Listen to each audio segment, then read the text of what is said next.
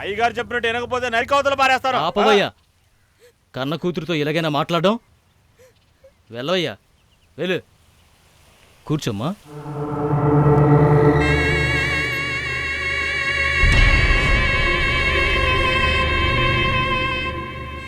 ఇదిగో చూడమ్మా, పెద్దలందరూ నీ మంచిగా చెప్తారమ్మా. పెళ్లి చేసుకుని ఈ వయసులో నువ్వేం చేస్తావు చెప్పు? ఏమీ లేదు, రేపు వాడు నిన్ను మోసం చేసేస్తాడు.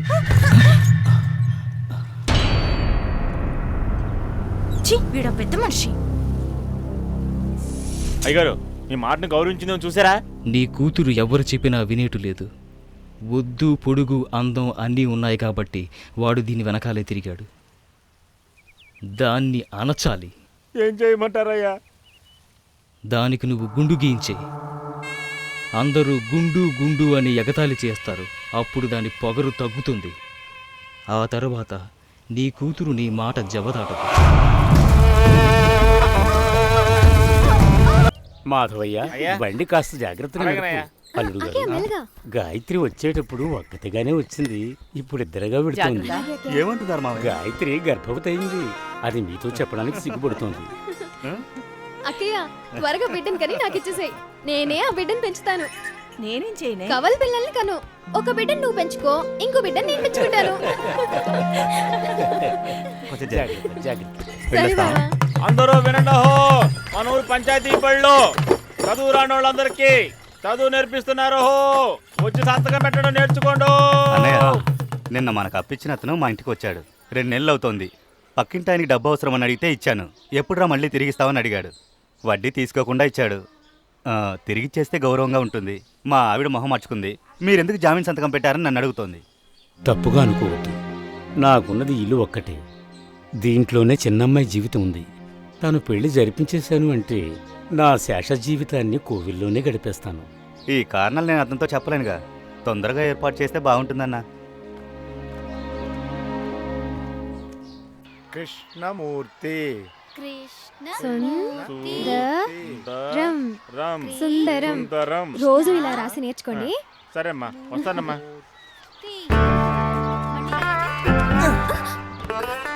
నువ్వు ఏంటి ఇక్కడ? చదువు నేర్చుకుందాను వచ్చాను. నేనెలా? నాకు రాయడం నేర్పించు అబ్బాను. సరే రాయ్. ముందు మా రాయ్. మా ఎలా రాయడం? వా రాసి కొమ్ము పెడితే మా అవుతుంది. వా ఎలా రాయడం? ఏ రాసి తలకట్టు పెడితే వా అవుతుంది. ఏ ఎలా రాయడం? సున్నా రాసి దానికో కొమ్ము పెడితే ఏ అవుతుంది. అది నాకు తెలియదుగా. ఎందుకు వచ్చావు ఇక్కడికి? ఎవరైనా చూస్తే నాకే చెడు పేరు వచ్చేది. నేను రాసిస్తాను, దాని మీదే దిద్దు. ఎదుగు దిద్దు. బా ను మా తి.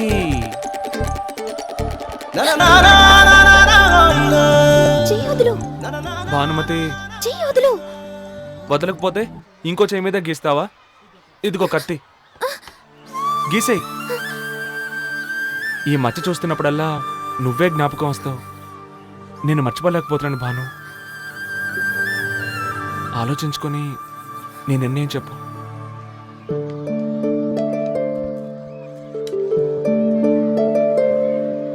వాడిని ఏం చేయాలో నాకు అర్థం కావట్లేదే. నా వెనకాలే వచ్చావంటే చెప్పు తెగుతుందని చెప్పు. ఎలా చెప్పనే? వాడి చేతిలో ఎప్పుడు కత్తుంటుంది.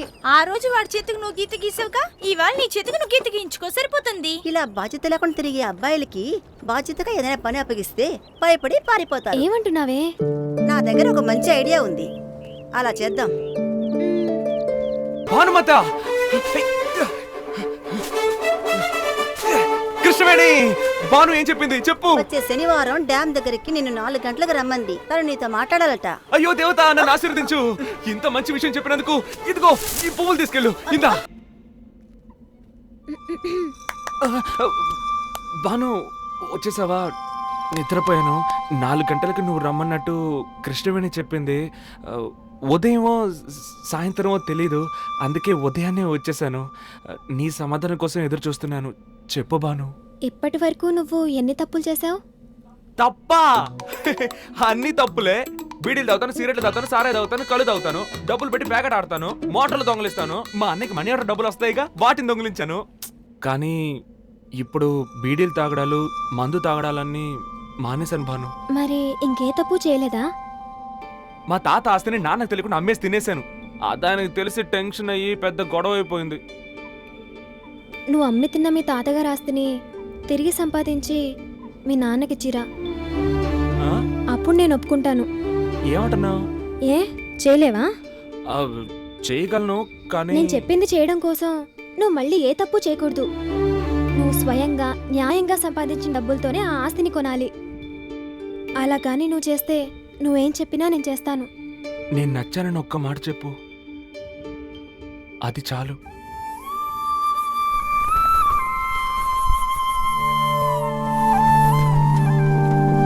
ఆస్తిని తిరిగి ఇవ్వటానికి అమ్మాయి నిన్ను లవ్ చేయడానికి ఏంట్రా సంబంధం? ఆస్తిని నీ దగ్గర కొన్నవాడు మళ్ళీ తిరిగిస్తాడా? నేను ఉదయాన్నే వెళ్ళి మాట్లాడాను. మాట్లాడావా? 12,000 ఇస్తే అమ్మేసిన పొలం తిరిగిస్తానని చెప్పారు. పర్వాలేదే. అయితే ఓ పని చేయి, మీ అమ్మ మెళ్ళలో 2-3 గొలుసులు ఉన్నాయి కదా, అమ్మేసి నీ పని పూర్తి చేసుకో. ఊరుకో అన్నా, బాగుపడదాం అనుకుంటే నా జీవితాన్ని నాశనం చేసేలా ఉన్నావు. రేపు ఆ అమ్మాయి నన్ను పిలిచి డబ్బు న్యాయంగా సంపాదించావని నా తల మీద ఒట్టేసి చెప్పంటే ఏం చేస్తావు? ఐడియా చెప్తున్నాడు చూడు, ఐడియా. నీ మాటలు చూస్తుంటే నాకు అన్నా, ఏంట్రా? నువ్వు వెళ్ళు, నేను వచ్చేస్తాను. రేయ్, రేయ్, ఎక్కడికి? నువ్వు వెళ్ళు, ఎక్కడికి వస్తాను. రేయ్? రేయ్. అన్నా, ఆ, ఈ ఆవులు ఎక్కడికి తీసుకెళ్తున్నారు? పక్కూరు సంత తీసుకెళ్తానా. ఆ, ఎన్ని ఆవులు ఉన్నాయన్నా?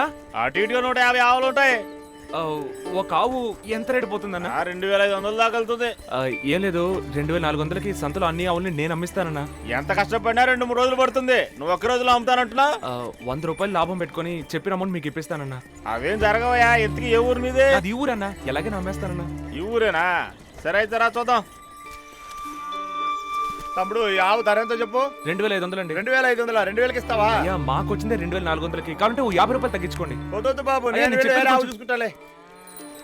చాలా సరే సంతోషం బాబు, అన్న. రండి వెళ్దాం. అన్న, డబ్బులు ఇవ్వండి. అయ్యా అయ్యా, తీసుకోండి అయ్యా. అయ్యా మంచావు అయ్యా. అయ్యా కొనుక్కోండి. అయ్యా అయ్యా అయ్యా కొనుక్కోండి అయ్యా. చాలా మంచావు అయ్యా, నా మాట వినండి అయ్యా. ఒక్క ఆవు కొనుక్కోండి అయ్యా, నా మాట వినండి అయ్యా. అయ్యా ఒకటి పిలిచి మరీ అమ్ముతున్నావు. ఏంది బాబు, వచ్చే పోవాలందరూ అడుక్కుంటున్నావేంది? నేను పొద్దుగాంచి చూస్తూనే ఉన్నాను. కనీసం 10 ఆవులను అమ్మావా? ఆవులన్నీ అమ్మేసి రేపు పొద్దున నేను ఊరికి చేరుకోవాలా? అన్నా, లేదన్నా, అన్ని ఆవులను అమ్మేస్తానన్నా. ఎలాగైనా ఎలా అమ్ముతావు? వ్యాపారం అంటే ఏంటో తెలుసా? ఒకదానికి ధర పెంచమ్మాలా, ఒకదానికి తగ్గించమ్మాలా. ఒకే ధర చెప్తుంటే నీ దగ్గర ఎవడు కొంటాడయ్యా? వ్యాపారం అంటే ఏంటో నీకు ఇంతవరకు తెలియలేదు. నువ్వు జీవితంలో ఎలా పైకి వస్తావయ్యా? బయలుదేరు బయలుదేరు. అన్నా, ఎలాగైనా అమ్మేస్తాను. బయలుదేరవయ్యా, వెళ్ళు వెళ్ళు. ఇదంతా శుభ్రం చేయండి. వ్యాపారం తెలియని నమ్ముకోవడం నేను చేసిన పొరపాటురా. ఏమయ్యా మహేష్, నీకేం కావాలి? ఒక లోడు బియ్యం కావాలి. 27,000 రూపాయలు ఇచ్చి తీసుకెళ్ళు. బియ్యం తీసుకెళ్ళి అమ్మిన తర్వాత మీ డబ్బు మీకు ఇస్తానన్నా. ఏమిట్రా ఒక లోడు బియ్యం అప్పుగా అడుగుతున్నావు? మేము వ్యాపారం చేస్తున్నాం అనుకుంటున్నావా, ఇంకేదైనా చేస్తున్నాం అనుకుంటున్నావా? ఒరే, పూలైన కొడుకని ఊరుకుంటున్నాను. అన్నయ్య ఆ. ఒకే రోజులో ఓనర్ అయిపోవాలనుకుంటున్నాడు. వీడు అర్హతకు మించి ఇంకేదో కోరుకుంటున్నాడు. నీకే పని వచ్చో చెప్పు. బాగా ట్రాక్టర్ తోలుతానయ్యా. ఆ, మన రాముగడు కరెక్ట్గా వస్తున్నాడా? మాటి మాటికి మందు కొట్టేసి ట్రాక్టర్లో పడుకుంటున్నాడయ్యా. ఆ, నువ్వు కరెక్ట్గా వస్తావట్రా? వస్తానయ్యా. సరే, రేపటి నుంచి పనులకు రా. ఓ అలాగే. అవును, నేను చూడమని లెక్కలు చూసావా? ఏట్రా? అడ్వాన్స్గా ఒక 10,000. ఏరా, 2 సంవత్సరాల జీతాన్ని మొత్తం అడుగుతున్నావు? అసలు నీకు మతి పనిచేయలేదంట్రా? పానికి మాలిన వేతావా? రే, మర్యాదగా జీతానికి పనిచేసేలా అయితే రా, లేకపోతే పో పో పో. క్షమించండి, పనిలోకి వస్తాను. 10,000 రూపాయలు వీడికి లెక్క పెట్టడం తెలుసా? వీడు అర్హతకు మించి ఏదో కోరుకుంటున్నట్టుంది. డ్యూటీలో ఉన్న నన్ను తీసుకొచ్చి కూర్చోబెట్టే ఏంట్రా విషయం? ఒక ఇంగ్లాండ్ లెటర్ తీసుకుని నేను చెప్పేది రాయన్నా. నేను చేసిన వాటిల్లో పెద్ద తప్పు మా తాతయ్య ఆస్తి నమ్మడం కాదు, నీ వెంట పడ్డమే. ఇంకెప్పుడు అలా చేయను. ఏంట్రా నువ్వు చెప్పేది? తన వెంట పడ్డం నేను చేసిన పెద్ద తప్పన్నా. తను గొప్పింటికి కోడలై చాలా సంతోషంగా ఉండాల్సిన అమ్మాయి నాలాంటి ఎందుకో పనికిరాని వాడికి పెళ్ళామై తన జీవితంలో కష్టపడకూడదు. ఆ అమ్మాయికి ఎలాగైనా మనసు మారుతుంది. మార్చుకోవద్దన్నా, మార్చుకోకపోవడమే మంచిది. రోజు మా నాన్న ఒక్కొక్క చెట్టుకి ఎన్ని పువ్వులు పూసాయని లెక్క పెడతాడు. 5 పైసలు 10 పైసలు అని లెక్క చూస్తాడు. కానీ లెక్కే జీవితం అని నాకు ఇప్పుడు అర్థమైంది. ఏమీ తెలియని ముద్దుల ఇన్నాళ్ళు బతికేశాను. భాను అడ్రస్ రాసి పంపించే అన్న. ఇచ్చేది నేనే కదరా, అడ్రస్ ఎందుకు?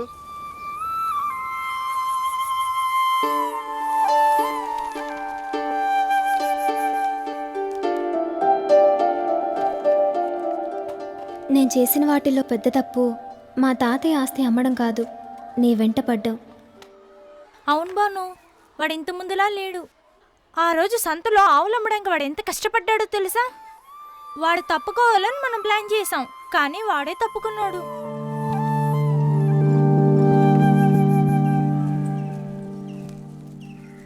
అమ్మా నాన్న ఎక్కడికి వెళ్తున్నారు అడుగమ్మా.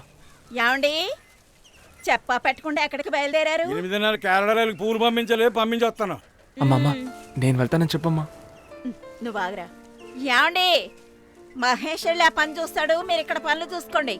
నీ కొడుకు చేతికి కానీ పువ్వులు ఇచ్చి పంపించడం అంటే అవి అమ్మేసి ఊరు బలాదురు తిరిగి వస్తాడు. నీ కొడుకు మంచితనం నీ దగ్గరే ఎట్టుకో.